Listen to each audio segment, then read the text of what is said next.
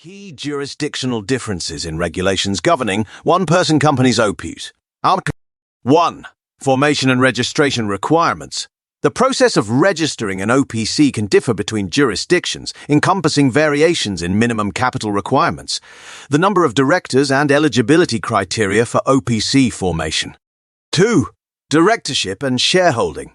Certain jurisdictions impose constraints on the directorship and shareholding framework of OPCs, with variations in the maximum number of directors, shareholders, and their qualifications observed from one country to another.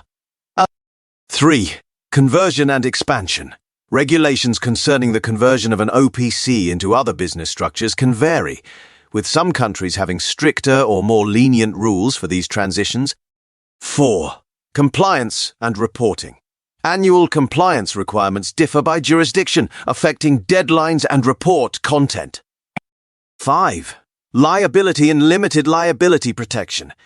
The degree of limited liability protection accessible to an owner-director in an OPC can fluctuate, with variations in the extent of protection, exceptions, or conditions based on the jurisdiction.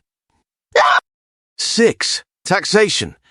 Tax regulations vary widely, with some jurisdictions providing incentives for OPCs and others imposing specific tax regimes. 7. Licensing and business activities.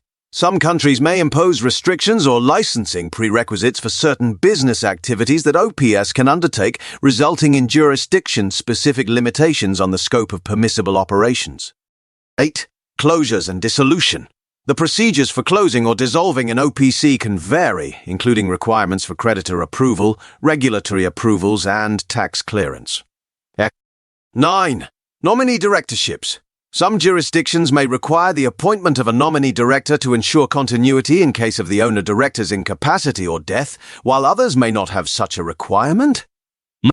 10. Reporting and compliance authorities. The regulatory bodies responsible for overseeing OPCs, such as the Registrar of Companies HERE, can have jurisdiction-specific rules and enforcement practices.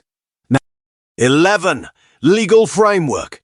The underlying legal framework, such as the Companies Act, Business Corporations Act, or equivalent legislation, can vary between jurisdictions, leading to differences in the governance of OPS.